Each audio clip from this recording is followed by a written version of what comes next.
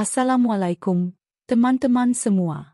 Selamat datang di channel Ilma Story HD. Tempatnya cerita-cerita penuh makna dan inspirasi.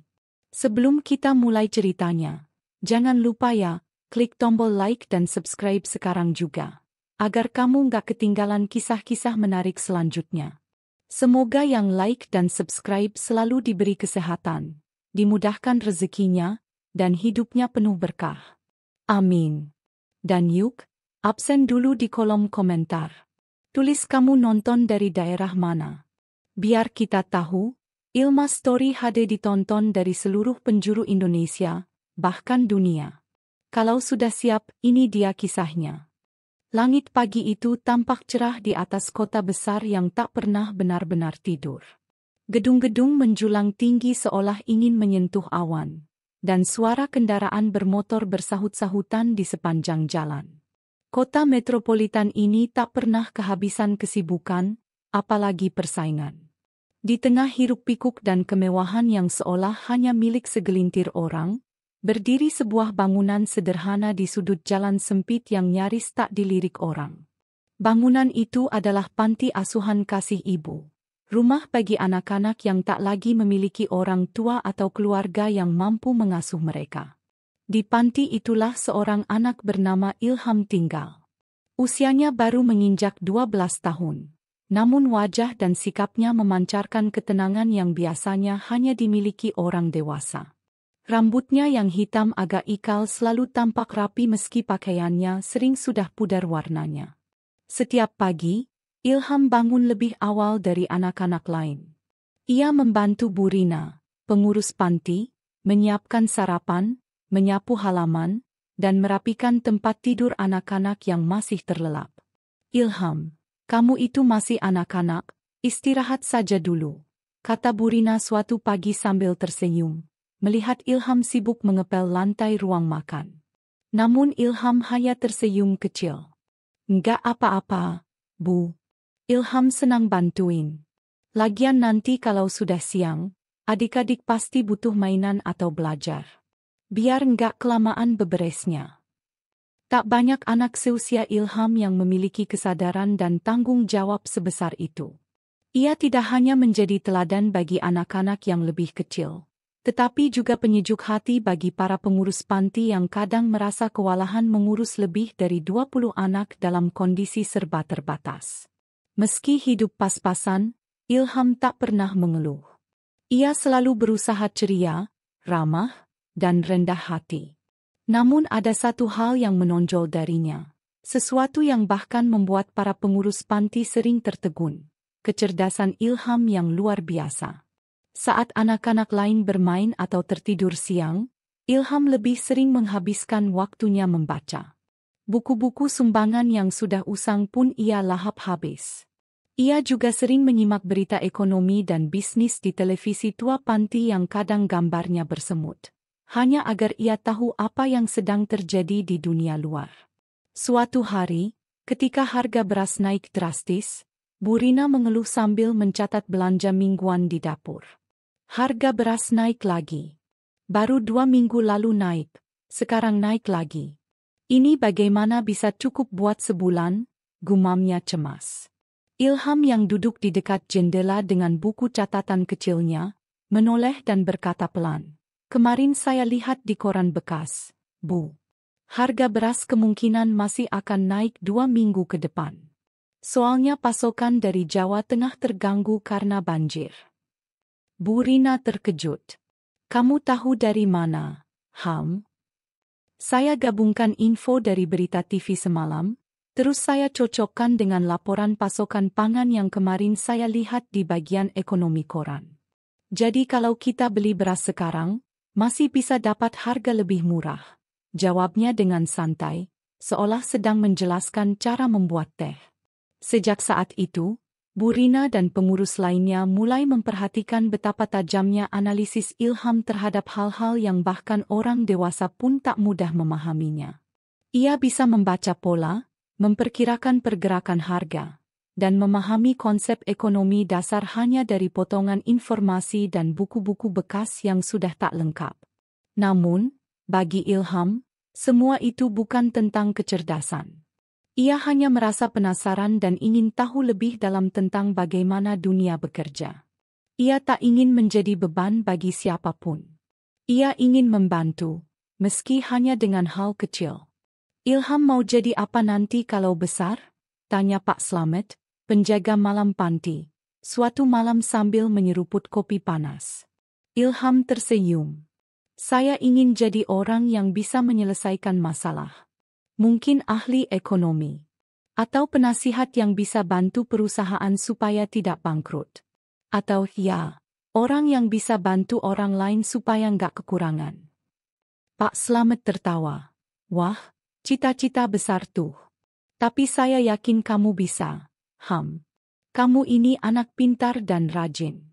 Orang kaya kamu, kalau dikasih kesempatan, pasti bisa lebih hebat dari orang-orang di TV itu. Ilham hanya menunduk sambil tersenyum kecil. Dalam hatinya, ia tahu bahwa hidup bukan soal kepintaran saja. Dunia di luar sana keras dan tidak selalu adil. Tapi satu hal yang selalu ia yakini adalah bahwa kebaikan dan usaha tidak akan pernah sia-sia. Setiap malam sebelum tidur, Ilham sering menulis catatan kecil di buku tulisnya. Di sana, ia mencatat harga-harga bahan pokok, memetakan pola kebutuhan masyarakat, bahkan membuat semacam grafik sederhana dengan pensil warna yang sudah pendek-pendek. Ia menyusun hipotesis, mencatat hasil pengamatannya, dan terkadang menyelipkan doa-doa sederhana di ujung halaman. Semoga suatu hari nanti, saya bisa membantu orang-orang yang sedang kesulitan. Amin, tulisnya suatu malam, dengan huruf kecil namun rapi. Hari-harinya berlalu dengan sederhana. Pagi membantu, siang belajar, sore menemani adik-adik bermain, dan malam menulis serta membaca. Ilham tidak punya gadget, tidak mengenal media sosial, apalagi dunia glamor. Tapi pikirannya luas.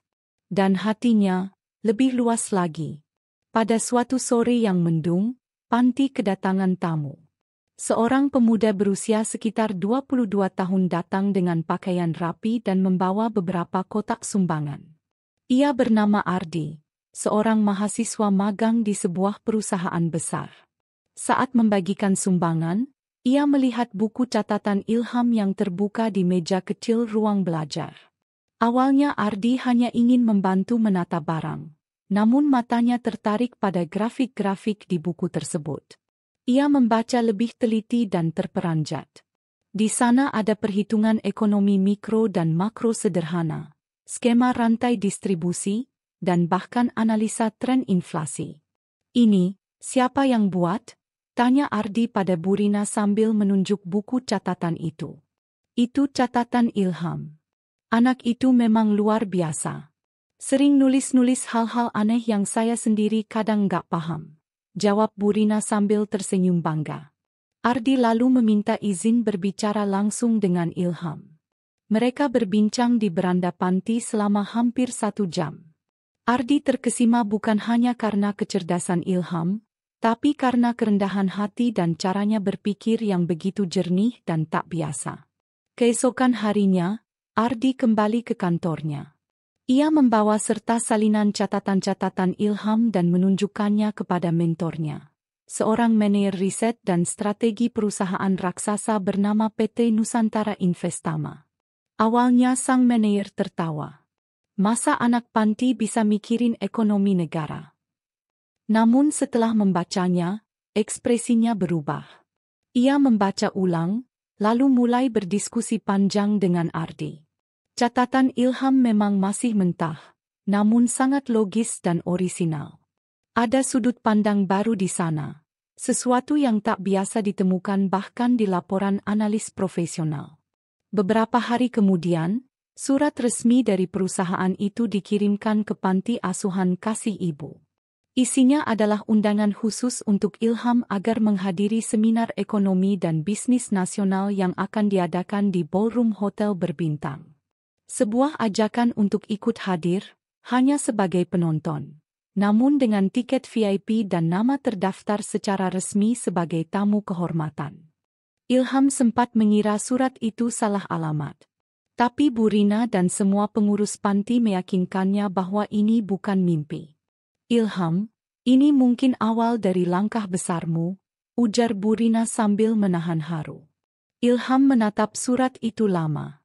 Dalam diamnya, ia tahu hidupnya akan berubah. Tapi yang ia tidak tahu, perjalanan ini akan membawanya pada takdir besar yang selama ini menunggunya di ujung jalan yang tak pernah ia bayangkan.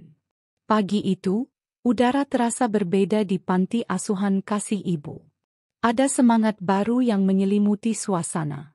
Anak-anak yang biasanya sibuk bermain bola plastik di halaman, kini berlarian mengelilingi Ilham yang sedang duduk di depan kaca tua, mencoba merapikan rambutnya. Ia akan menghadiri sebuah seminar ekonomi nasional. Sesuatu yang bahkan bagi orang dewasa biasa pun merupakan kesempatan langka.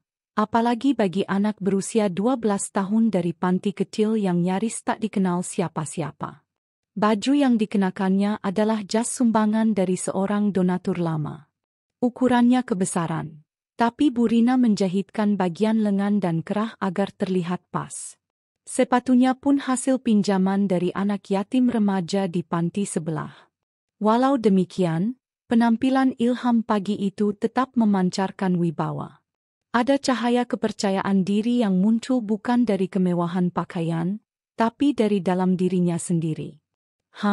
Jangan grogi ya di sana, kata Bu Rina sambil memegang bahu Ilham erat. Ilham tersenyum kecil. Saya nggak grogi, Bu. Cuma bingung, nanti kalau saya nggak ngerti apa-apa, gimana? Bu Rina membalas senyum itu dengan pelukan hangat. Kamu sudah mengerti jauh lebih banyak dari yang kamu kira. Percayalah. Mobil perusahaan menjemput Ilham. Sopir yang mengenakan jas hitam itu bahkan membukakan pintu untuknya seperti tamu VIP. Anak-anak panti melambaikan tangan di pagar. Ilham menatap mereka dari jendela mobil sambil mengatupkan bibirnya, berusaha menahan haru. Ini bukan tentang dirinya saja. Dalam hatinya, Ilham membawa harapan seluruh penghuni panti yang selama ini hidup dalam sunyi. Sesampainya di hotel megah tempat seminar diadakan, Ilham hampir tak percaya melihat ruangan luas dengan langit-langit menjulang, lampu gantung kristal, dan ratusan orang berpakaian rapi dengan koper kerja di tangan. Ia duduk di kursi depan, diberi name tag dengan tulisan, Ilham Perwakilan Panti Asuhan Kasih Ibu. Banyak peserta melirik ke arah Ilham dengan bingung. Bahkan beberapa terlihat berbisik-bisik. Wajar, karena yang duduk di barisan undangan khusus biasanya para tokoh bisnis, dosen, atau pejabat ekonomi. Bukan anak kecil dengan sepatu kebesaran dan rambut agak ikal. Namun semua keraguan itu perlahan berubah saat sesi tanya-jawab dimulai. Seorang pembicara dari universitas ternama mempresentasikan materi mengenai fluktuasi harga kebutuhan pokok pasca pandemi. Saat peserta lain diam, Ilham mengangkat tangan. Maaf Pak, saya ingin bertanya, katanya sopan. Sang moderator tersenyum bingung. Iya, silakan adik Ilham, ya? Ilham berdiri, suaranya jernih. Saya melihat data yang Bapak tampilkan tadi. Kalau tren inflasi kita 5 tahun terakhir menunjukkan lonjakan saat distribusi terganggu, apakah itu berarti solusi terbaiknya bukan hanya pada pengendalian harga, tapi juga pada efisiensi jalur distribusi? Karena kalau distribusinya dipersingkat, biaya bisa turun walau harga naik, dan itu bisa menjaga daya beli. Ruangan langsung sunyi. Sang pembicara, yang awalnya hanya ingin menjawab singkat, malah tertarik untuk berdiskusi lebih lanjut. Ia tak menyangka pertanyaan mendalam itu keluar dari seorang anak kecil. Bahkan ia meminta izin untuk mencatat sudut pandang Ilham dan mengundangnya ke ruang diskusi tertutup setelah seminar. Dari sana, desas-desus tentang anak ajaib dari panti asuhan mulai menyebar. Seorang dosen ekonomi membagikan pengalaman pertemuannya dengan Ilham lewat media sosial. Komentar netizen bermunculan, mulai dari kekaguman, penasaran, hingga skeptisisme. Namun bagi Ilham, semua itu tak membuatnya besar kepala. Setelah acara selesai, ia kembali ke panti dengan membawa oleh-oleh cerita, secarik piagam keikutsertaan, dan satu hal yang paling penting, undangan khusus dari PT Nusantara Investama. Surat itu berbunyi sederhana, namun syarat makna.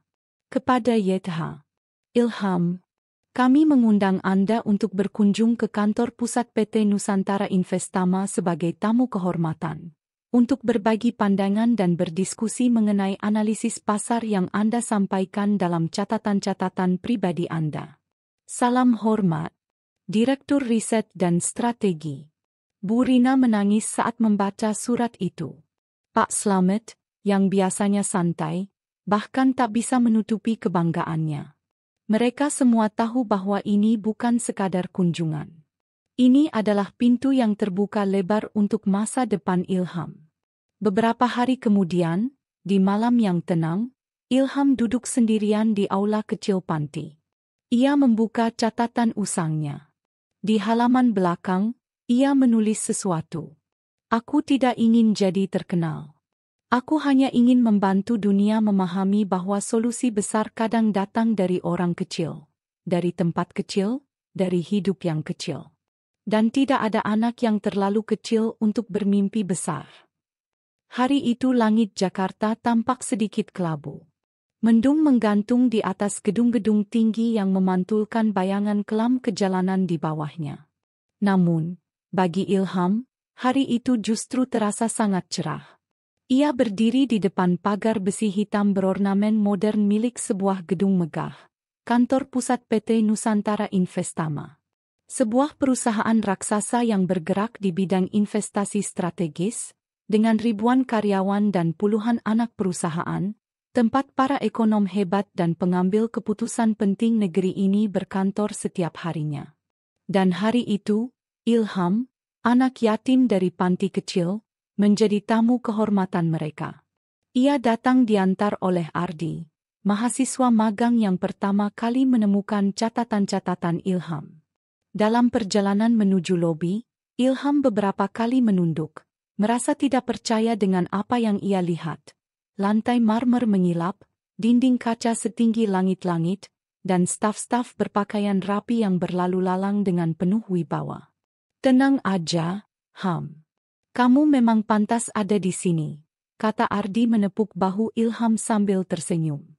Kalau saya nanti nggak ngerti apa-apa, nggak dimarahi, kan? Ilham menjawab pelan, setengah khawatir. Ardi tertawa kecil. Orang-orang di sini bakal belajar dari kamu, bukan sebaliknya. Tak lama, mereka tiba di ruang rapat lantai 27. Ruangan itu seperti dalam film.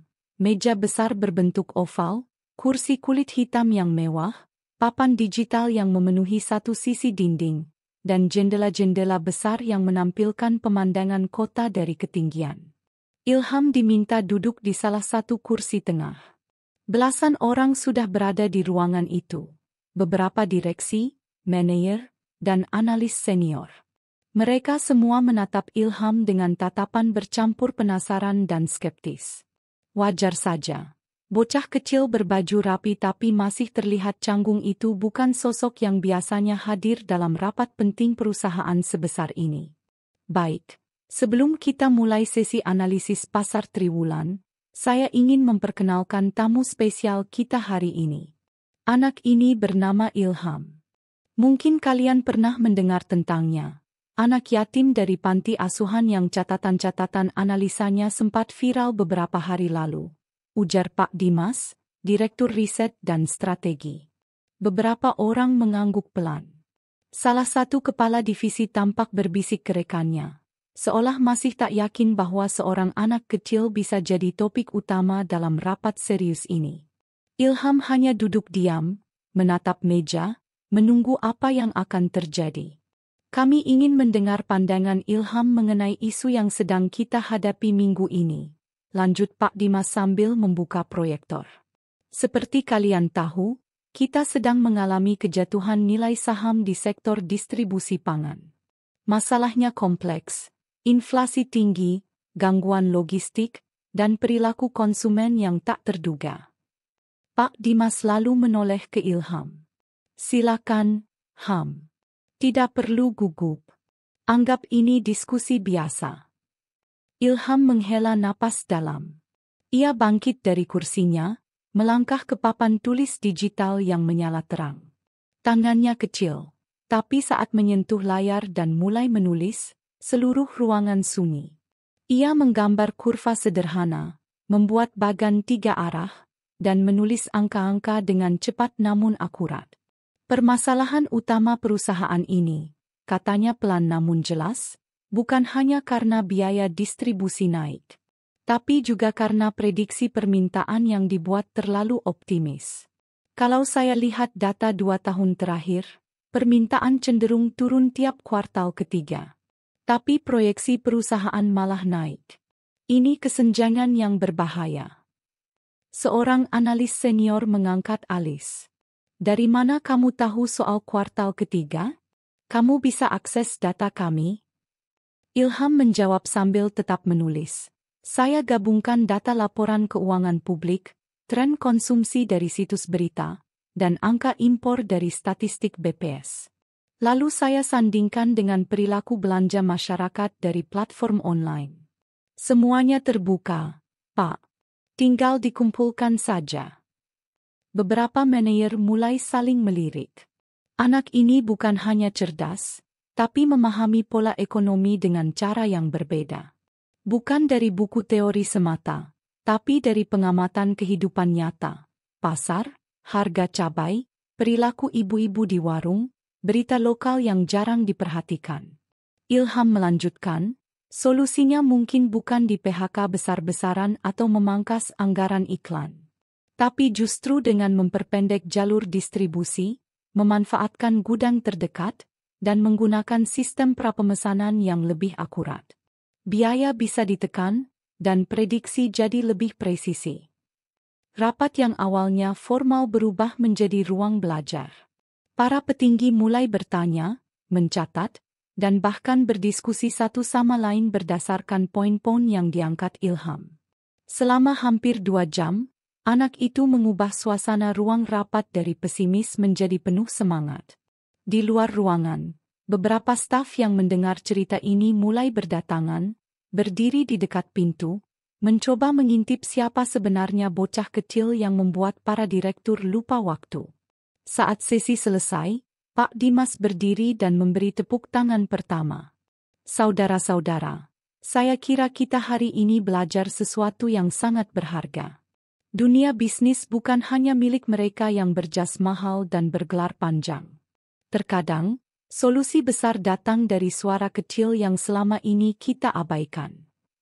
Seluruh ruangan pun ikut bertepuk tangan. Ilham menunduk, pipinya memerah. Ia tidak pernah membayangkan akan berada di ruangan seperti ini, apalagi mendapat pengakuan sebesar itu. Di akhir pertemuan, salah satu direksi senior menghampirinya. Ia bertubuh tinggi, mengenakan jas pinstrip hitam, dan tampak seperti orang yang sudah sangat lama berada di dunia keuangan. Kamu tadi bicara tentang distribusi pangan seperti kamu pernah menjalankannya sendiri. Kamu belajar dari mana semua itu? Tanyanya dengan nada penasaran. Ilham menjawab pelan, dari hidup, Pak. Dari lihat ibu-ibu di warung, dari dengar Bu Rina belanja buat panti, dari koran bekas, dan TV rusak yang suaranya suka hilang timbul. Saya cuma menyatukan potongan-potongan kecil itu. Direktur itu tersenyum, lalu berkata, terkadang, yang paling memahami dunia adalah mereka yang hidup di bawahnya. Bukan di atasnya. Sebelum pulang, Pak Dimas menyerahkan amplop coklat kecil kepada Ilham. Ini bukan uang, tapi undangan. Besok kami ada rapat besar direksi dengan Dewan Pemegang Saham. Kami ingin kamu hadir. Bukan hanya untuk mendengar, tapi untuk membantu kami berpikir. Ilham menatap surat itu. Tangannya gemetar pelan. Bukan karena takut, tapi karena ia tahu, langkah kecilnya hari ini telah membawanya ke pintu yang lebih besar dari yang pernah ia bayangkan. Pagi itu, Udara kota tampak diselimuti kabut tipis. Matahari belum sepenuhnya muncul dari balik gedung-gedung pencakar langit, namun denyut kehidupan ibu kota sudah mulai berdetak kencang. Di sebuah kamar kecil di lantai 2 panti asuhan kasih ibu, Ilham berdiri di depan cermin dengan jas yang sama seperti sebelumnya. Jas pinjaman itu kembali dikenakannya. Kini sudah disetrika lebih rapi, dan dipasangi pin kecil bertuliskan, tamu khusus, yang disiapkan langsung oleh pihak PT Nusantara Investama. Di luar kamar, Bu Rina menunggu sambil menggenggam tas kecil berisi bekal dan air minum. "Ham," panggilnya lembut. "Jangan lupa ya, tetap jadi diri sendiri. Jangan takut sama orang-orang besar. Kamu juga besar, cuma belum banyak yang tahu aja." Ilham mengangguk pelan. Dalam hatinya, ia menyimpan rasa gugup yang tidak bisa disembunyikan. Ini bukan sekadar seminar lagi. Hari ini, ia akan masuk ke ruang rapat direksi, tempat keputusan-keputusan penting yang bisa memengaruhi ribuan nasib pekerja diputuskan. Mobil perusahaan kembali menjemputnya. Kali ini, yang membuka pintu bukan sopir biasa, melainkan seorang asisten manajer khusus dari bagian protokoler perusahaan. Ilham sedikit canggung saat disambut begitu formal, namun ia mencoba tetap tenang. Setibanya di gedung pusat PT Nusantara Investama, suasananya terasa berbeda dari sebelumnya. Ada pengamanan ketat di pintu masuk lantai eksekutif. Para petinggi berdatangan dengan setelan jas yang mewah. Sebagian datang diantar oleh pengawal pribadi. Mereka berjalan cepat, membawa berkas dan laptop dengan ekspresi serius. Ilham dibawa ke ruang tunggu eksekutif terlebih dahulu. Di sana, ia disuguhi teh hangat dan kue kering. Ia duduk sendiri, memperhatikan setiap detail ruangan. Lukisan besar di dinding, karpet tebal di lantai, dan rak buku berisi literatur ekonomi dari berbagai negara. Beberapa menit kemudian, seorang wanita dari tim komunikasi perusahaan datang menghampiri. "Ilham, kami akan mulai rapat dalam 15 menit. Kamu akan duduk di kursi tengah sebelah kanan CEO. Tak perlu bicara kalau tidak diminta, tapi jika kamu punya masukan, silakan saja." Semua orang di ruangan itu tahu siapa kamu. Ilham mengangguk pelan. Ia menggenggam erat catatan kecil yang selalu ia bawa. Buku usang dengan sampul lusuh, berisi analisis dan grafik-grafik buatannya sendiri. Begitu pintu ruang rapat terbuka, suasana berubah drastis.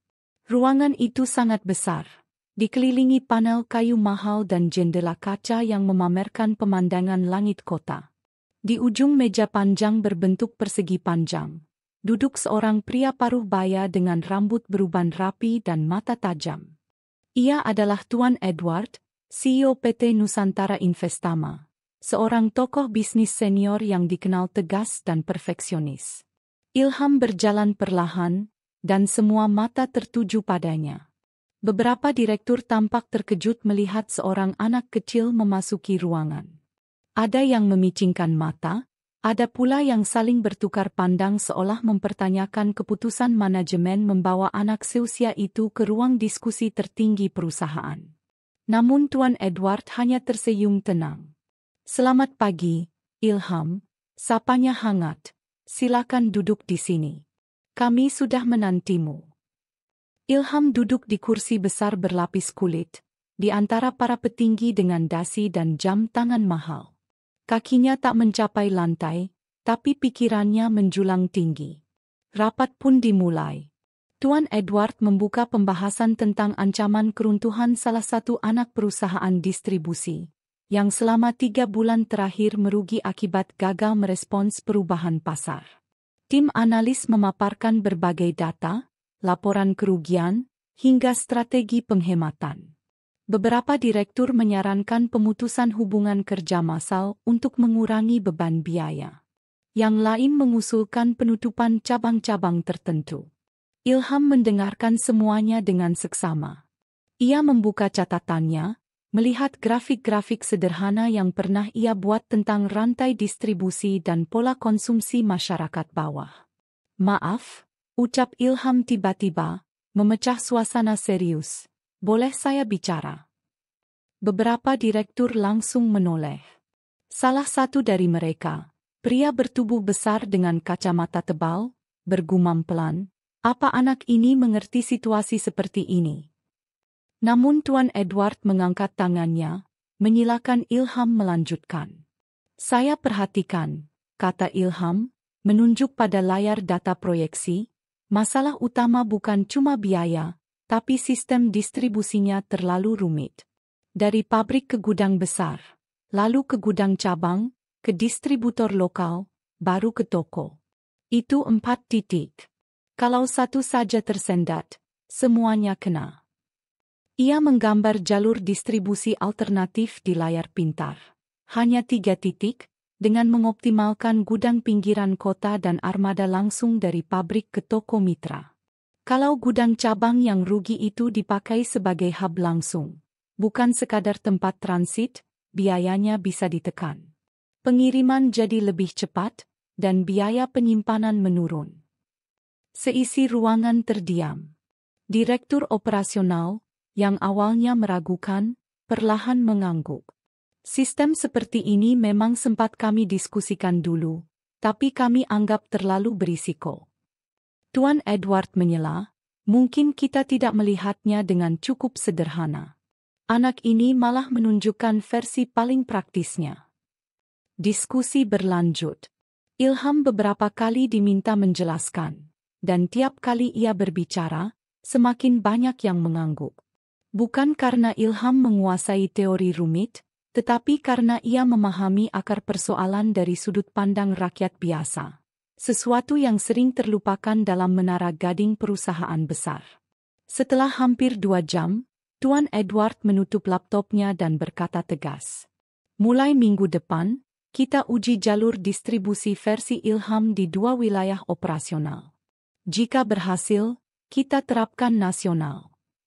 Beberapa direktur mengangguk, sebagian masih terlihat bingung, tapi tak ada yang bisa menyangkal bahwa bocah itu telah mengguncang seluruh fondasi cara berpikir mereka. Usai rapat, ketika ruangan mulai kosong, Tuan Edward memanggil Ilham untuk berbicara 4 mata di sudut ruang kerja pribadinya. Ilham, ucapnya sambil menuangkan teh ke cangkir. Apa kamu tahu, kamu telah menyelamatkan perusahaan dari kerugian lebih dari 20 miliar. Ilham mengangkat alis. Saya cuma ingin bantu. Tuan Edward menatapnya dalam-dalam. Kamu tahu apa yang lebih berharga dari kecerdasanmu? Hati kamu yang tidak tamak. Dunia ini butuh lebih banyak orang seperti kamu. Ia lalu menyerahkan sebuah map berisi dokumen. Ini bukan hadiah. Ini tawaran. Kami ingin kamu menjadi penasihat tidak resmi dalam tim riset kami. Tidak setiap hari.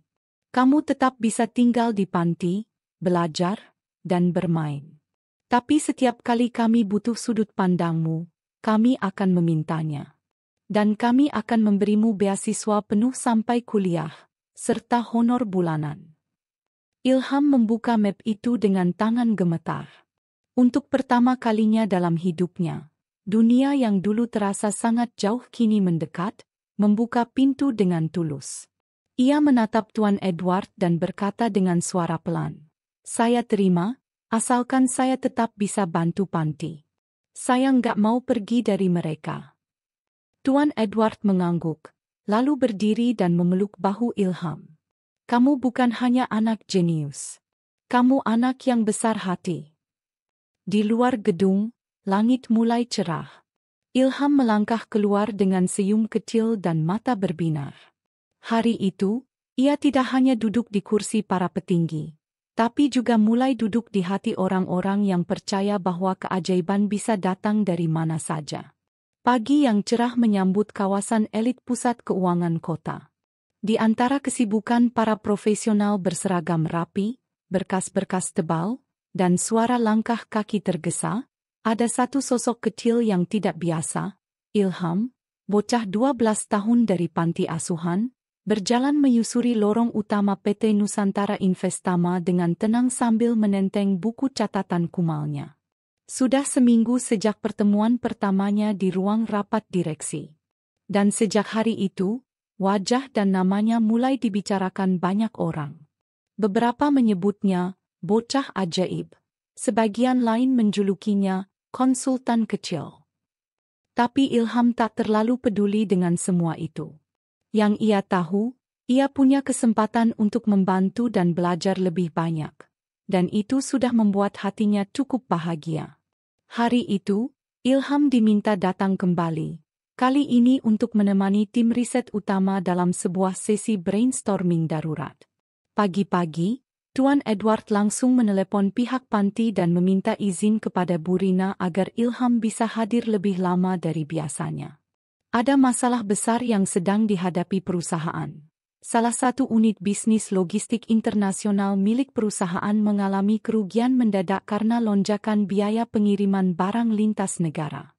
Sejumlah eksekutif dan analis terbaik telah dikumpulkan. Di ruang pertemuan yang didominasi warna putih dan hitam elegan itu, belasan kepala dengan gelar-gelar panjang di belakang namanya duduk melingkar, menatap layar penuh grafik merah dan angka negatif. Ini tak masuk akal, keluh seorang direktur keuangan. Harga kontainer naik, nilai tukar tak stabil, dan sistem tracking kita malah kacau. Padahal investasi sudah besar. Seorang pakar logistik dari luar negeri juga didatangkan. Ia menjelaskan panjang lebar soal tren global, perang dagang antar negara, dan sistem rantai pasok digital yang kompleks. Ilham duduk di pojok ruangan, ditemani segelas susu hangat dan sebuah laptop tua yang dipinjamkan tim IT. Ia mendengarkan, mencatat, dan sesekali mengernyitkan dahi. Sampai akhirnya, Tuan Edward melirik ke arahnya dan bertanya, "Ilham, bagaimana menurutmu?" Semua kepala menoleh. Beberapa tersenyum setengah hati, seperti tak berharap banyak dari seorang anak kecil. Tapi Ilham mengangkat tangannya perlahan dan menjawab, "Saya bingung. Kenapa semuanya dikirim dari pelabuhan pusat terus? Padahal perusahaan ini punya gudang besar di daerah pinggir pelabuhan timur." Ruangan hening. Ilham lalu membuka browser dan menunjukkan sesuatu yang membuat semua mata membelalak.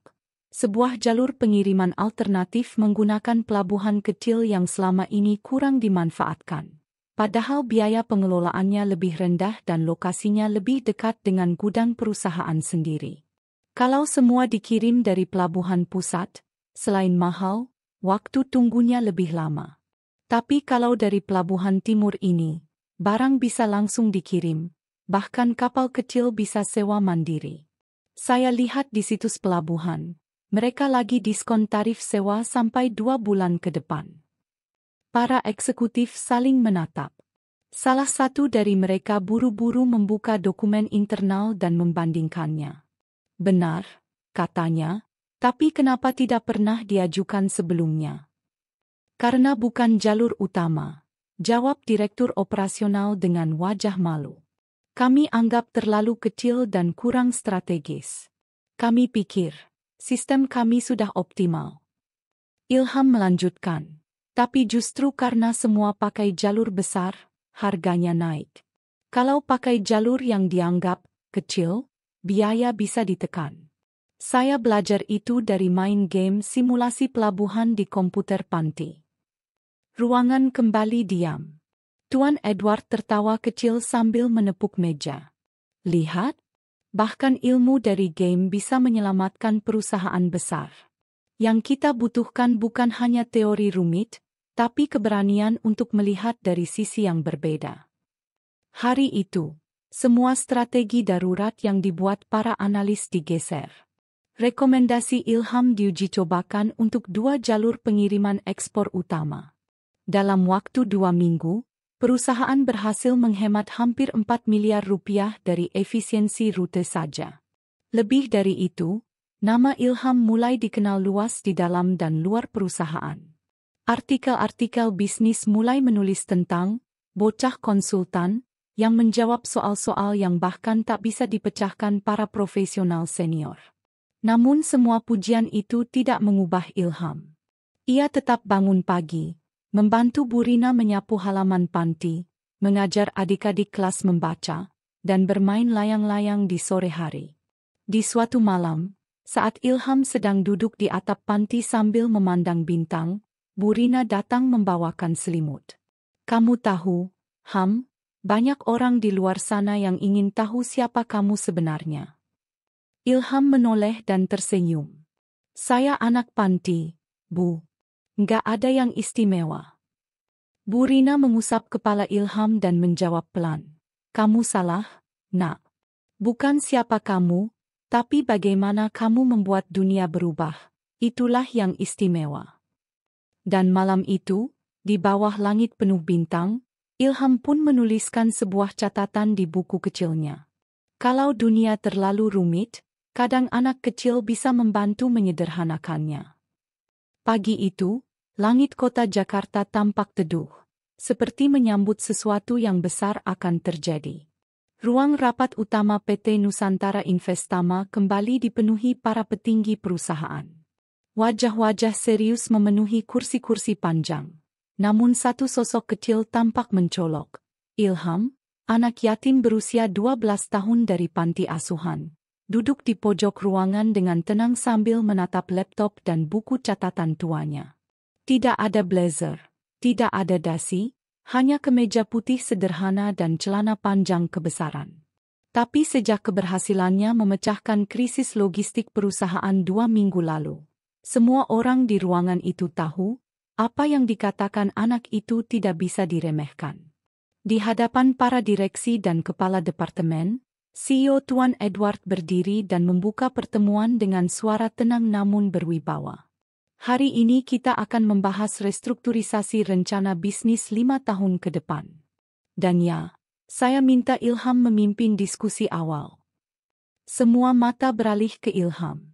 Beberapa tampak skeptis, tapi sebagian lainnya, terutama mereka yang sebelumnya melihat hasil kerja Ilham, menunggu dengan rasa penasaran. Dengan langkah perlahan, Ilham berjalan ke papan tulis. Tangannya menggenggam spidol, dan ia mulai menggambar 3 lingkaran besar, yang ia beri label: biaya operasional, distribusi nilai, dan efisiensi proses.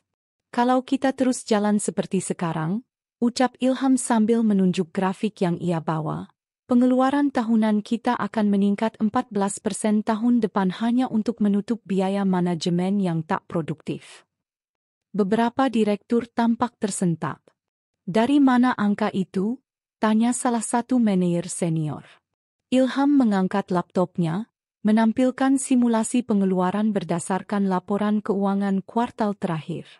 "Dari file ini, yang saya analisis 3 malam terakhir, saya tidak tidur karena saya penasaran kenapa kita selalu defisit di kuartal ketiga." Ia kemudian mulai menulis rumus-rumus sederhana namun efisien, memecah struktur biaya perusahaan dengan cara yang tak biasa. Ia menggunakan perbandingan yang sederhana, seperti membandingkan pengeluaran divisi digital dengan kebutuhan logistik nyata di lapangan. "Kita investasi besar di digital marketing untuk produk yang tidak kita prioritaskan di distribusi. Itu ibarat masak rendang, tapi dagingnya disimpan di freezer." Tawa kecil terdengar dari beberapa direksi. Namun yang paling mengejutkan adalah saat Ilham menunjukkan grafik perbandingan antara kinerja cabang yang mengikuti metode kerja fleksibel dan yang masih memakai sistem lama. Hasilnya mencolok. Cabang yang lebih adaptif dengan pendekatan data Ilham ternyata mencatat pertumbuhan signifikan. Kalau kita ubah sistem pelaporan dan memangkas birokrasi sebanyak 2 level, maka dalam setahun kita bisa hemat hampir 25 miliar. Angka ini bisa dialokasikan untuk pengembangan karyawan dan inovasi produk, jelas Ilham dengan yakin. Tuan Edward mengangguk pelan, lalu memandang para petinggi.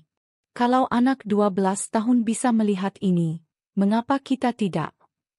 Beberapa manajer saling berpandangan.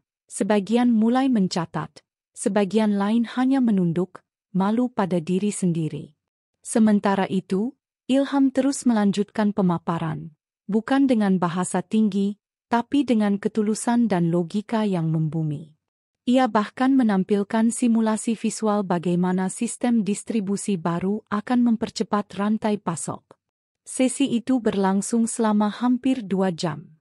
Dan saat selesai, semua orang berdiri dan memberi tepuk tangan. Namun bukan hanya karena analisisnya yang tajam, tapi karena keberanian dan ketulusan Ilham dalam menyampaikan kebenaran.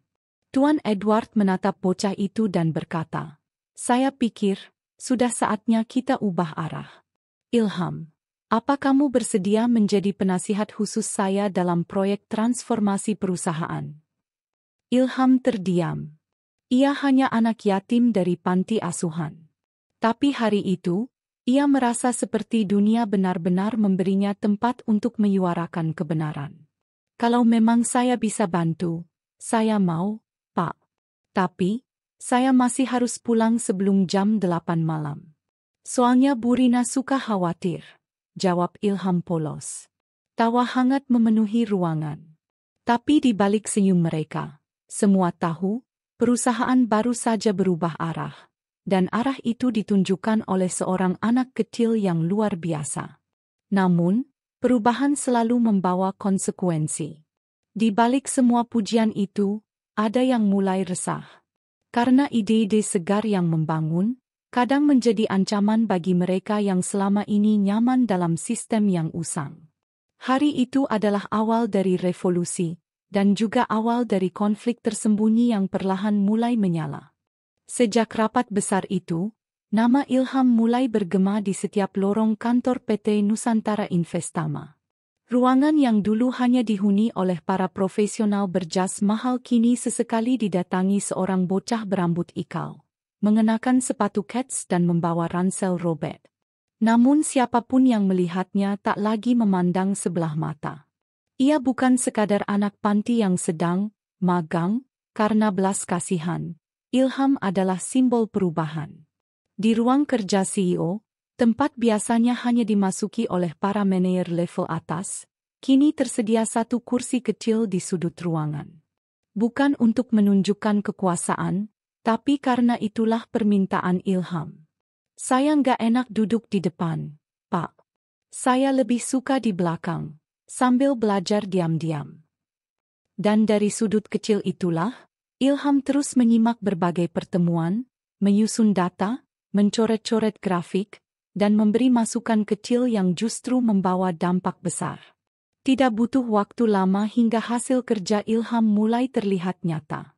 Divisi keuangan melaporkan efisiensi drastis dalam pengeluaran. Beberapa proyek yang tadinya tersendat karena tumpang tindih kepentingan kini mulai bergerak maju setelah Ilham memetakan ulang jalur koordinasi antar departemen. Bahkan, divisi riset dan pengembangan yang selama ini stagnan, mulai menggeliat karena Ilham mengusulkan sistem kerja kolaboratif antara generasi muda dan senior. Namun seperti sinar yang menarik perhatian, semakin Ilham bersinar, semakin banyak pula yang merasa silau. Ada yang mulai meragukan keabsahan ide-ide Ilham. "Kamu yakin dia nggak cuma meniru dari internet?" celetuk salah satu manajer lama dalam sebuah rapat internal. "Jangan-jangan dia cuma beruntung. Kita ini lulusan luar negeri, dia cuma anak panti," tambah yang lain sambil tertawa kecil. Tapi keraguan itu perlahan hancur setiap kali Ilham membuktikan bahwa keberhasilan bukan soal asal atau gelar, tapi soal hati dan kemauan belajar. Di salah satu rapat, ketika perusahaan mengalami kesalahan besar dalam sistem distribusi stok bahan baku, Ilham dengan tenang berkata, "Saya sudah bikin simulasi alternatifnya. Kalau kita alihkan pasokan dari jalur Sumatera ke Jawa Tengah, kita bisa hemat biaya 2 miliar dan hindari penumpukan gudang." Pimpinan logistik yang tadinya mencibir hanya bisa terdiam. Ternyata data yang Ilham sajikan lebih lengkap dari laporan divisinya sendiri. CEO Tuan Edward pun semakin yakin, dan mulai memberi Ilham ruang lebih besar untuk ikut dalam penyusunan strategi jangka menengah perusahaan. Ia bahkan pernah berkata di depan semua jajaran direksi, "Kalau saja separuh dari kita punya keberanian dan ketulusan seperti Ilham, saya yakin kita sudah jadi perusahaan nomor 1 di Asia Tenggara." Kalimat itu menjadi tamparan halus sekaligus pujian luar biasa. Beberapa direksi yang awalnya sinis mulai membuka hati. Pak Adi dari bagian operasional bahkan dengan rendah hati meminta Ilham untuk mengajarkan logika efisiensi ala rumah panti kepada stafnya. Logika panti itu cerdas loh, ujar Ilham sambil tertawa. Kami bisa makan seminggu dengan uang 100.000. Itu manajemen anggaran versi real life. Senyuman dan tawa mengiringi proses belajar yang tidak kaku. Orang-orang dewasa mulai menyadari bahwa Ilham bukan hanya anak jenius, tapi juga punya hati yang bersih. Ia tak pernah menyombongkan diri. Bahkan, saat ia berhasil menyelamatkan proyek ekspansi cabang ke Kalimantan yang hampir gagal, ia berkata, "Saya cuma bantu mikir sedikit. Yang ngerjain semua kan tim bapak ibu." Namun di balik semua kehangatan dan rasa hormat yang mulai tumbuh, ada juga yang diam-diam menyusun langkah berbeda. Beberapa oknum dari jajaran lama yang merasa posisinya terancam mulai menyusun strategi untuk menjatuhkan Ilham secara perlahan. Mereka tahu bahwa menyerangnya dari sisi logika atau data akan sia-sia. Maka mereka memilih cara lama, merusak citra, menanam keraguan, dan menyebar cerita-cerita yang menggiring opini. Ilham itu sebenarnya bukan siapa-siapa, bisik seorang eksekutif ke temannya. Kudengar dia dipasang sama seseorang dari luar buat sabotase perusahaan. Coba pikir, anak panti bisa tiba-tiba masuk ke dalam sistem perusahaan segede ini. Desas-desus seperti itu mulai menyebar perlahan. Beberapa karyawan muda yang sebelumnya memuja Ilham mulai bertanya-tanya. Kok bisa ya anak kecil tahu semua data kita? Jangan-jangan dia disuruh mata-mata? Situasi mulai berubah. Rasa hormat berganti jadi tanda tanya. Tatapan yang sebelumnya kagum mulai terasa sinis. Bahkan, ada satu momen menyakitkan bagi Ilham. Ketika seorang staf keamanan menghentikannya di pintu masuk kantor karena ada perintah untuk mengecek identitas dan alasan kehadirannya. "Maaf, Mas Ilham, ini hanya prosedur. Saya cuma menjalankan perintah," ujar satpam itu dengan wajah bingung. Ilham hanya tersenyum kecil, meski hatinya perih. "Nggak apa-apa, Pak. Saya paham. Namanya juga anak kecil. Ya." Hari-hari berikutnya, Ilham tetap datang ke kantor. Ia tetap bekerja dengan sepenuh hati, tetap membuat catatan, analisis, dan membantu siapa saja yang meminta tolong. Tapi di dalam hatinya, ia mulai bertanya-tanya, apakah semua ini akan bertahan? Ataukah justru ini awal dari kehancuran semua yang telah ia bangun? Ilham memang cerdas. Tapi lebih dari itu, ia tulus. Dan ketulusan itulah yang menjadi kekuatan terbesarnya. Namun bisikan fitnah bisa merobohkan istana kepercayaan jika tak segera dihadapi. Dan sayangnya, para pelaku fitnah itu kini mulai merancang sesuatu yang lebih berbahaya. Menyingkirkan Ilham secara sistematis. Ilham tidak tahu bahwa ujian terbesarnya belum datang. Ia akan segera menghadapi gelombang paling besar dalam hidupnya. Dan hanya dengan kejujuran dan keberanianlah ia bisa bertahan. Langit Jakarta mendung ketika Ilham tiba di kantor pagi itu. Tak seperti biasanya, suasana kantor terasa dingin dan penuh bisik-bisik. Ilham yang biasanya disambut senyum hangat oleh para staf kini hanya mendapat anggukan kaku. Beberapa karyawan bahkan pura-pura sibuk saat ia lewat. Namun, Ilham tetap berjalan seperti biasa. Ia memilih duduk di pojok ruang kerja CEO, membuka laptop usangnya, dan mulai mengecek laporan yang dimintanya semalam.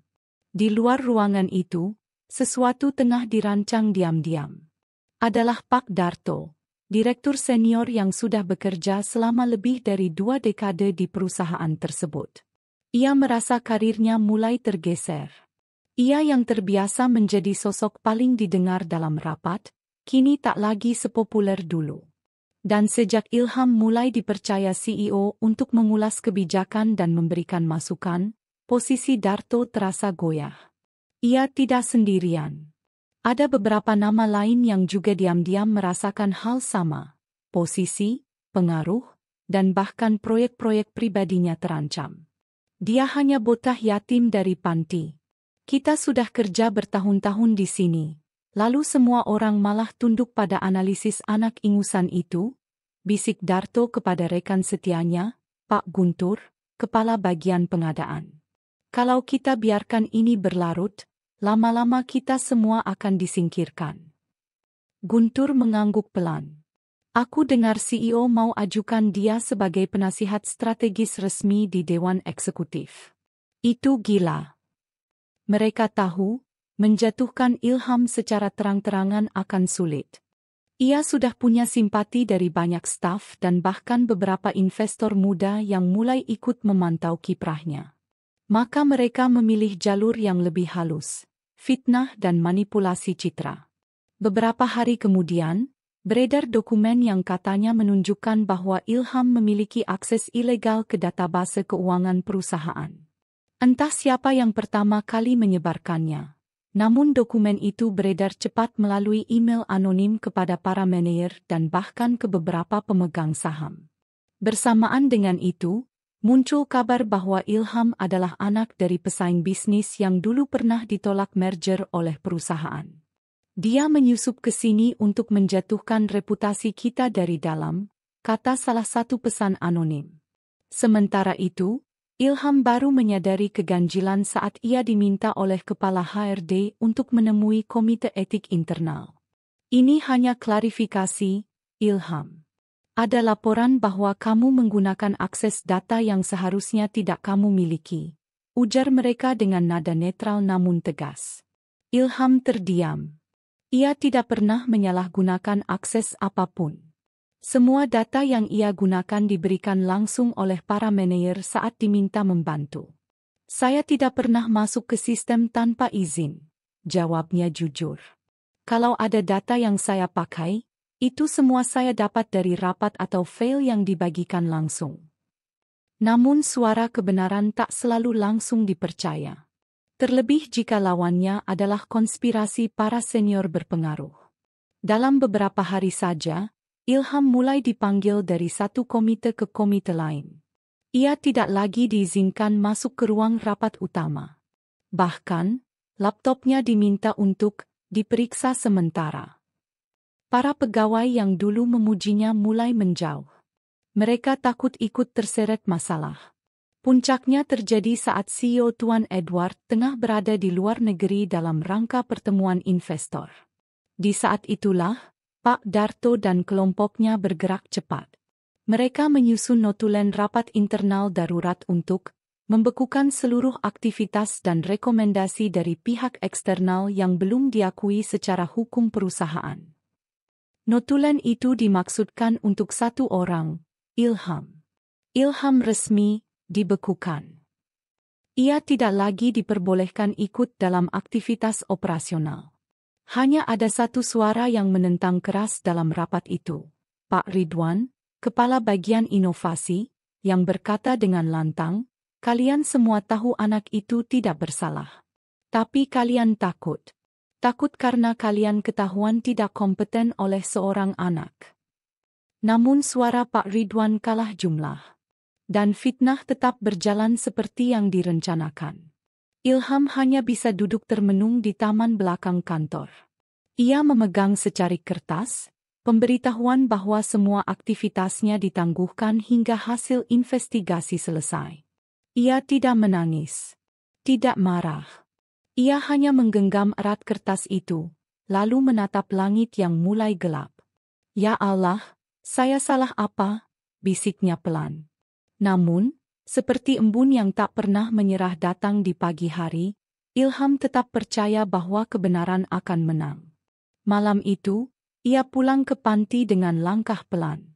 Bu Yani, kepala panti, menyambutnya di depan pintu. Ilham, kamu kelihatan capek banget, nak. Sini peluk ibu. Ilham memeluk Bu Yani erat. Baru kali ini ia menangis. Saya nggak ngerti, Bu. Kenapa mereka fitnah Ilham, padahal saya cuma pengen bantu.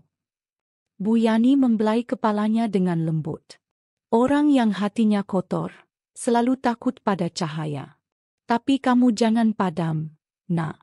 Kalau kamu padam, siapa lagi yang terangin jalan? Kata-kata itu menusuk ke hati Ilham. Ia sadar, perjuangannya belum selesai. Ia harus kembali. Bukan untuk membalas, tapi untuk membuktikan bahwa niat baik akan tetap bertahan. Bahkan di tengah badai paling gelap sekalipun. Malam itu, Ilham menghidupkan laptop cadangannya yang ia sembunyikan di bawah tempat tidur.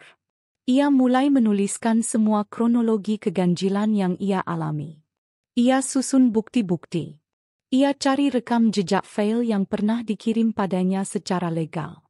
Bahkan, ia mulai menyelidiki siapa yang menyebarkan dokumen palsu dengan melihat kode sumber email yang sempat beredar.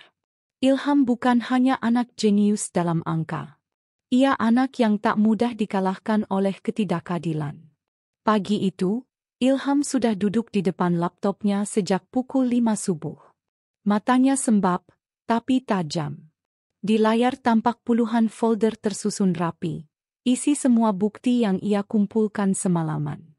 Mulai dari salinan email legal yang ia terima dari divisi keuangan, hingga laporan akses server yang menunjukkan bahwa fail yang dituduhkan diakses bukan dari perangkatnya, melainkan dari IP address internal yang tak asing, IP milik Pak Guntur. Ilham tahu bahwa hanya membawa bukti ini ke HRD atau ke salah satu direktur akan percuma. Fitnah terhadap dirinya sudah menyebar. Dan ia tidak memiliki kekuatan struktural. Tapi ia punya sesuatu yang jauh lebih kuat, kebenaran dan keberanian. Setelah menyalin seluruh data penting ke dalam flash disk dan menyimpannya juga di cloud rahasia, Ilham menghubungi satu-satunya orang yang masih ia percaya di dalam perusahaan, Pak Ridwan. Sang kepala inovasi itu langsung menjawab telepon dengan nada cemas. Ilham, nak, kamu di mana? Aku dengar kamu disuspend. Aku coba bela kamu, tapi mereka terlalu kuat. Ilham menjawab dengan nada tenang. Pak Ridwan, saya punya bukti. Banyak. Dan saya rasa ini bukan cuma soal fitnah terhadap saya, tapi soal korupsi besar-besaran di dalam perusahaan. Suasana hening sesaat di ujung telepon. Kamu, serius? Suara Pak Ridwan bergetar. Sangat serius, Pak. Saya ingin bertemu Bapak langsung. Tapi jangan di kantor. Terlalu berisiko, kata Ilham. Mereka pun sepakat bertemu di sebuah kafe kecil di bilangan Cikini. Di sana, Ilham menunjukkan semua fail yang ia kumpulkan. Ia jelaskan satu persatu bagaimana laporan-laporan keuangan yang selama ini diberikan ke direksi ternyata penuh manipulasi. Ada proyek pengadaan fiktif, transfer dana ke rekening pribadi atas nama pihak ketiga, hingga markup biaya operasional hingga miliaran rupiah. Pak Ridwan membaca dengan wajah pucat. Tangannya gemetar. Ya Allah, ini bisa buat geger satu perusahaan. Ilham menatapnya lekat. Pak, saya bukan mau balas dendam. Saya cuma mau perusahaan ini bersih. Dan kalau saya harus keluar demi itu, saya ikhlas. Pak Ridwan memegang bahu Ilham. Tidak, nak. Kamu harus tetap di sana. Kita harus lawan orang-orang ini. Tapi kita butuh satu orang lagi, yang bisa bersuara lebih keras dari kita. Ilham tahu siapa yang dimaksud. CEO Edward.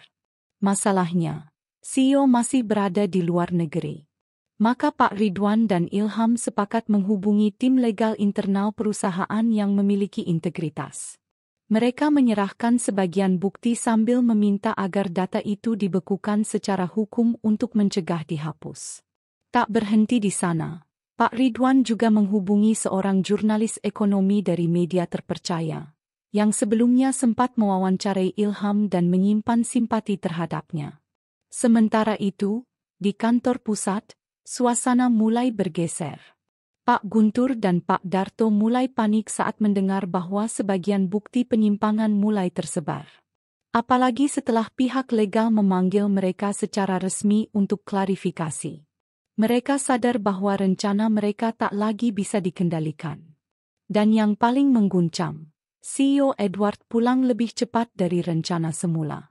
Setelah membaca email dari Pak Ridwan dan laporan investigasi awal dari tim legal, ia langsung menggelar rapat darurat.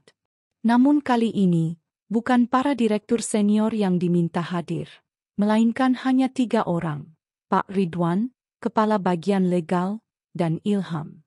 Ilham duduk tenang. Ia membawa flashdisk terakhirnya dan menyerahkan langsung ke tangan CEO. Sambil menatap mata pria paruh baya itu, Ilham berkata, "Saya tidak pernah ingin merusak perusahaan ini, Pak. Justru sebaliknya. Saya ingin menyelamatkannya dari dalam." Tuan Edward membuka file demi file, matanya mulai memerah. Ia mengenal sebagian nama-nama dalam aliran dana mencurigakan. Beberapa di antaranya adalah orang-orang yang dulu ia percaya sepenuhnya. Dalam waktu singkat, rapat darurat lanjutan pun digelar. Tapi kali ini, semua direktur senior wajib hadir. Dan di sana, CEO Edward berdiri sambil membawa berkas-berkas yang sudah dibundel oleh tim legal. "Saya diberi laporan yang sangat mengejutkan," kata CEO dengan suara berat. "Dan saya sungguh kecewa. Bukan hanya pada sistem, tapi pada orang-orang yang saya anggap keluarga sendiri." Para direksi saling pandang. Beberapa mulai gelisah. "Saya punya cukup bukti untuk menyeret beberapa nama ke pihak berwajib. Namun sebelum itu, saya ingin satu hal, pengakuan." Malam ini, sunyi. Hingga akhirnya, Pak Guntur berdiri. Suaranya gemetar. Saya hanya ikut-ikutan, yang memulai semuanya Pak Darto." Pak Darto menatapnya tajam, "Jangan fitnah saya." Namun semua sudah terlambat. Bukti digital tak bisa dibantah. Dan malam itu juga, beberapa direktur langsung dicopot dari jabatannya dan dibawa untuk pemeriksaan lebih lanjut. Kejadian ini menjadi berita besar keesokan harinya. Media memberitakan tentang anak yatim jenius bongkar skandal korupsi perusahaan besar. Dan nama Ilham pun kembali mengisi headline. Namun bukan pujian yang membuat Ilham tersenyum, melainkan saat ia masuk kantor keesokan harinya dan disambut hangat oleh para staf. Mereka berdiri dan bertepuk tangan saat ia melewati lorong utama.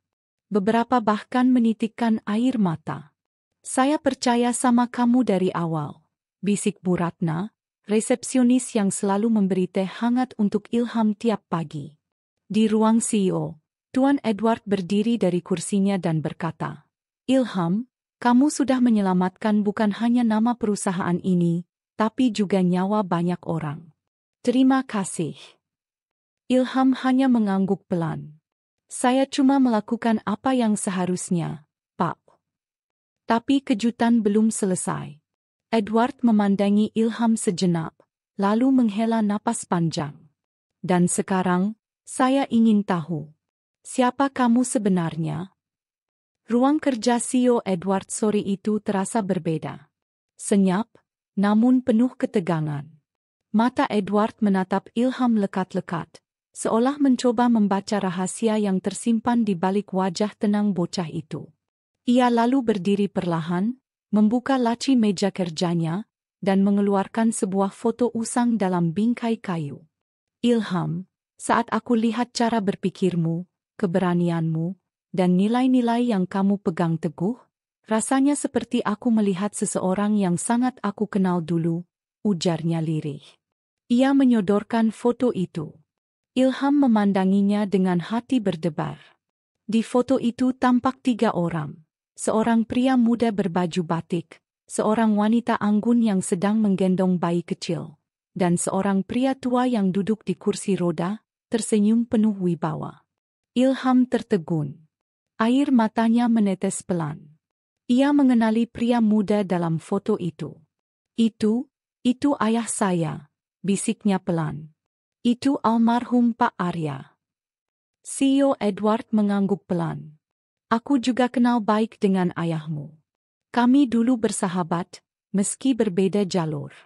Ayahmu sangat jenius, rendah hati, dan penuh semangat membangun perusahaan ini bersama ayahku dulu, Pak Dirgantara.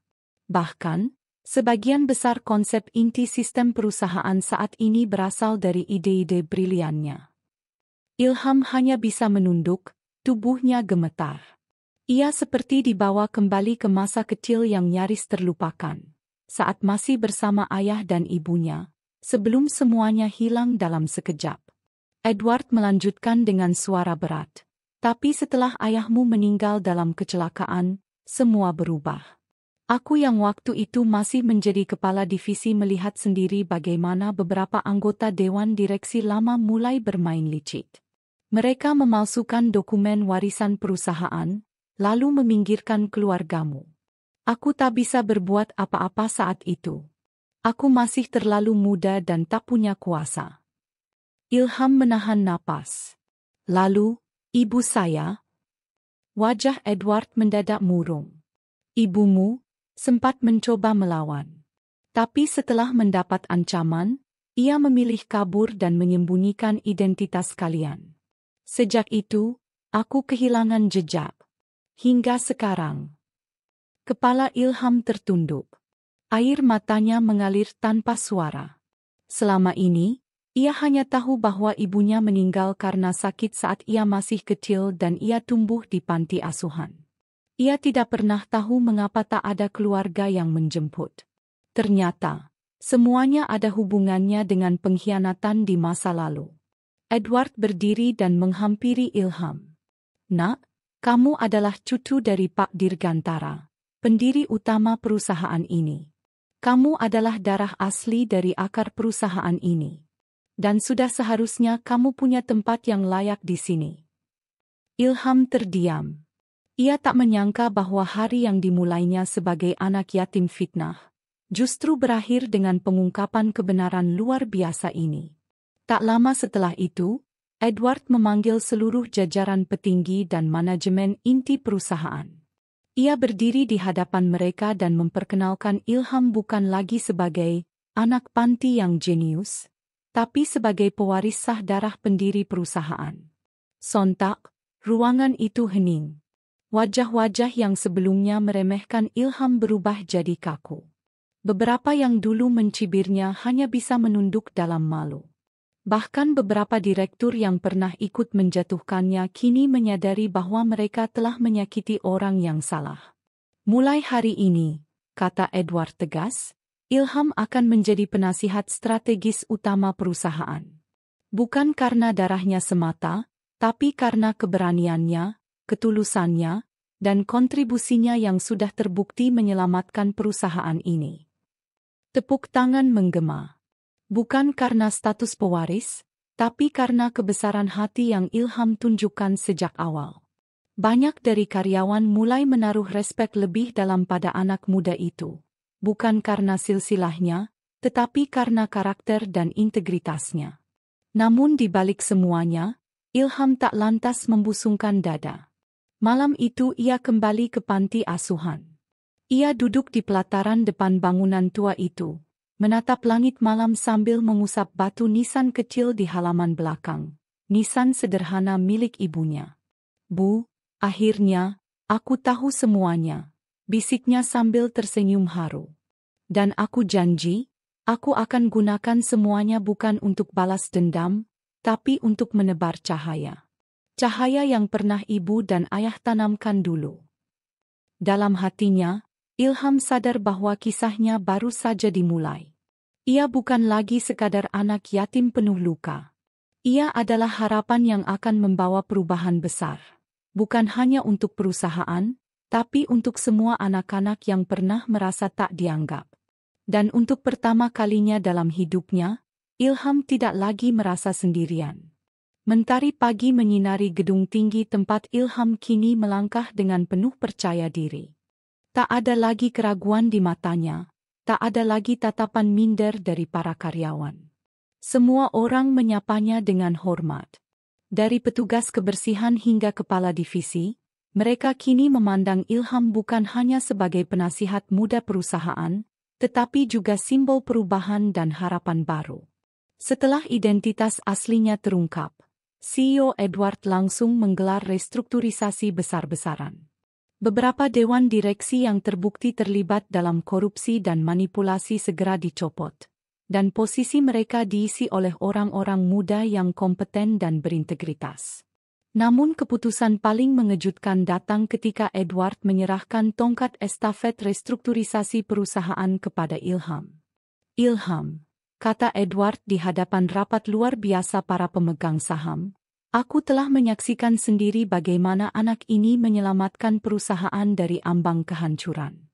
Ia layak diberi kepercayaan, bukan karena garis keturunan, tapi karena nilai dan keberanian yang ia pegang teguh.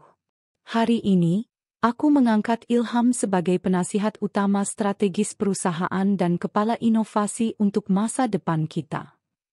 Ruangan itu sejenak hening, lalu diikuti tepuk tangan meriah dari para investor dan karyawan. Ilham sendiri tampak terkejut, tetapi ia tak menolak. Ia maju ke depan, membungkuk dengan hormat, dan berkata dengan suara mantap, "Saya bukan siapa-siapa jika bukan karena kepercayaan dan kesempatan yang Bapak Ibu berikan. Tapi saya percaya, ketika kita memimpin dengan hati dan pikiran yang bersih, maka perusahaan ini tidak hanya akan bangkit, tapi akan menjadi cahaya bagi banyak orang." Setelah itu, Ilham memulai revolusi besar di dalam perusahaan. Ia tak hanya fokus pada efisiensi bisnis, tetapi juga pada nilai-nilai kemanusiaan. Ilham mendirikan divisi baru khusus untuk program sosial perusahaan, bukan sekadar CSR biasa, tapi program nyata yang menjangkau anak-anak yatim, kaum miskin kota, dan mereka yang selama ini terabaikan oleh sistem. Salah satu langkah pertamanya adalah menggandeng panti asuhan tempat ia dibesarkan untuk dijadikan mitra resmi perusahaan. Di bawah arahannya, anak-anak dari panti itu diberi beasiswa, pelatihan digital, dan kesempatan magang langsung di perusahaan. Bahkan, beberapa di antaranya mulai menunjukkan potensi luar biasa di bidang desain dan pemrograman. Kalau dulu saya bisa belajar Excel diam-diam di ruang komputer kantor yang kosong, sekarang anak-anak itu akan belajar langsung dari para ahli yang saya percaya, ujar Ilham dalam sebuah konferensi internal perusahaan. Tak berhenti di sana, Ilham juga mereformasi sistem internal kerja. Ia memperkenalkan sistem transparansi data di mana laporan keuangan dan operasional bisa dipantau real-time oleh semua stakeholder, meminimalisir celah korupsi dan manipulasi. Ia juga menghapus budaya senioritas yang kaku, menggantinya dengan sistem meritokrasi dan mentoring terbuka. Dalam hitungan bulan, grafik kinerja perusahaan meroket. Investor yang semula ragu kini berlomba-lomba menanam modal. Mitra bisnis kembali berdatangan. Bahkan perusahaan ini mulai mendapatkan penghargaan internasional sebagai perusahaan inovatif dengan dampak sosial terbaik di Asia Tenggara. Namun lebih dari semua pencapaian itu, ada satu hal yang membuat hati Ilham paling bahagia, rasa hormat yang tulus dari para karyawan kecil. Petugas keamanan yang dulu pernah memberinya sisa makan siang, kini selalu menyapanya dengan bangga. Para staf muda menjadikan Ilham sebagai inspirasi hidup mereka. "Mas Ilham, saya dulu hampir putus sekolah karena kemiskinan. Tapi sekarang saya jadi staf administrasi di bawah program beasiswa perusahaan. Terima kasih sudah mengubah hidup saya," ucap salah satu karyawan dengan mata berkaca-kaca saat pertemuan tahunan. Ilham hanya tersenyum dan berkata, "Kita berubah karena saling percaya. Dan perubahan sejati hanya bisa terjadi jika hati kita ikut bergerak." Sementara itu, Edward, yang kini lebih banyak berperan sebagai mentor dan pengarah, tak bisa menyembunyikan kebanggaannya. "Aku tahu, ayahmu pasti tersenyum di atas sana melihatmu, Ham. Kamu sudah membawa warisan keluarga ini ke tempat yang lebih tinggi dan lebih mulia." Namun di balik semua keberhasilan itu, Ilham tetap rendah hati. Ia sering kembali ke panti asuhan, duduk bersama anak-anak kecil, mendengarkan cerita mereka, bahkan membantu PR mereka. Bagi Ilham, Tempat itu bukan sekadar bangunan tua, melainkan akar dari kekuatannya. Aku tumbuh dari luka, tapi luka itu tidak membuatku pahit, katanya kepada salah satu reporter saat diwawancarai. Aku memilih menjadikan luka itu sebagai alasan untuk menyembuhkan orang lain. Dan begitulah, dalam waktu singkat, Ilham tak hanya membangkitkan perusahaan dari keterpurukan. Ia juga menghidupkan kembali semangat keadilan, kasih, dan kemanusiaan di dunia yang selama ini hanya dikuasai oleh angka-angka dan ambisi dingin. Ia menjadi simbol harapan. Simbol bahwa keterbatasan bukanlah kutukan, melainkan kekuatan tersembunyi, jika kita tahu bagaimana mengubahnya menjadi cahaya. Dan ini belumlah akhir. Beberapa tahun telah berlalu sejak peristiwa luar biasa yang mengangkat nama Ilham dari seorang anak yatim yang terabaikan menjadi ikon perubahan dalam dunia bisnis. Perusahaan yang dulu berada di ambang kebangkrutan kini bukan hanya pulih, tapi telah berkembang menjadi perusahaan multinasional dengan cabang di berbagai negara Asia dan bahkan Eropa. Namun yang lebih mengagumkan dari itu semua adalah warisan sosial yang dibangun Ilham dari kesuksesannya. Ilham kini dikenal sebagai tokoh muda inspiratif yang banyak menjadi pembicara di forum-forum internasional. Bukan karena usia mudanya yang memimpin perusahaan besar, tetapi karena prinsip hidup yang ia pegang teguh, keuntungan tanpa kebermanfaatan hanyalah kehampaan. Setiap pidatonya tidak pernah membahas hanya soal strategi bisnis, tapi lebih tentang bagaimana kepemimpinan sejati harus berakar dari empati dan keberanian membela yang lemah. Tak lama setelah diangkat sebagai penasihat utama perusahaan, Ilham menggunakan sebagian besar bonus dan hak kepemilikan sahamnya untuk mendirikan sebuah lembaga sosial bernama Yayasan Pelita Ilham. Sebuah yayasan besar yang fokus membina anak-anak yatim, anak jalanan, dan anak putus sekolah. Ia membangun sekolah-sekolah gratis berstandar internasional, lengkap dengan fasilitas komputer dan pengajar profesional. Beberapa dari anak-anak tersebut bahkan mendapat beasiswa untuk belajar ke luar negeri. Di sela-sela kesibukannya memimpin inovasi perusahaan, Ilham tak pernah jauh dari kehidupan sederhana. Ia tetap tinggal di rumah kecil di dekat panti asuhan tempat ia dulu dibesarkan. Seringkali menyempatkan diri mengajar matematika dan komputer di kelas sore. Aku hanya meminjamkan waktuku kepada dunia, tapi jiwaku tetap milik anak-anak ini, katanya pada salah satu sahabatnya. Kisah Ilham menjadi legenda. Banyak orang tua menamai anak mereka Ilham, berharap mereka bisa tumbuh menjadi orang sebaik dan secerdas anak itu. Pemerintah bahkan memberinya penghargaan Pemuda Pelopor Bangsa, dan mengundangnya sebagai pembicara khusus di Sidang Istimewa Nasional, tempat ia menguraikan visi tentang ekonomi masa depan yang tak melupakan nurani. Aku bukan pahlawan, kata Ilham dalam pidatonya yang menyentuh hati. Aku hanya anak kecil yang dulu pernah merasa lapar, merasa dingin, dan merasa tak berarti. Tapi hari ini aku tahu, setiap manusia itu berharga, asalkan diberi kesempatan. Kata-katanya menggetarkan seluruh ruangan. Bahkan presiden yang hadir kala itu berdiri dan memberi tepuk tangan pertama, disusul oleh seluruh anggota parlemen dan undangan lainnya. Namun seperti biasa, Ilham tetap rendah hati.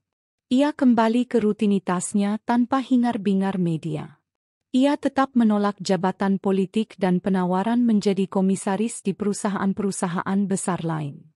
Kekuasaan yang terlalu banyak akan membebani hati yang ingin ringan, ujarnya sambil tersenyum saat ditanya wartawan.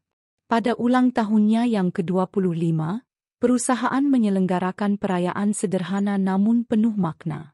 Seluruh karyawan dari berbagai level menyampaikan ucapan terima kasih dan rasa hormat yang tulus. CEO Edward, yang kini telah menjadi mentor spiritual bagi Ilham, menyerahkan dokumen simbolis kepemilikan mayoritas perusahaan kepadanya. Ini bukan soal saham atau posisi, kata Edward sambil memeluk Ilham. Ini tentang estafet nilai dan tanggung jawab. Kamu bukan hanya harapan perusahaan ini, Ilham. Kamu adalah harapan bangsa. Ilham menunduk, matanya berkaca-kaca. Ia menerima dokumen itu bukan dengan rasa bangga, tetapi dengan rasa syukur yang mendalam. Di akhir acara, Ilham berdiri di panggung kecil bersama anak-anak dari yayasan. Ia tidak menyampaikan pidato panjang. Ia hanya berkata, "Kalau hari ini kalian melihat aku berdiri di sini, jangan lihat posisiku, tapi lihat prosesku. Aku berdiri bukan karena aku kuat, tapi karena aku tak pernah berhenti percaya. Percaya bahwa kebaikan tidak akan pernah sia-sia." Suara tepuk tangan menggelegar. Beberapa orang menangis haru. Bahkan banyak di antara hadirin yang mulai mempertanyakan kembali arti hidup mereka sendiri.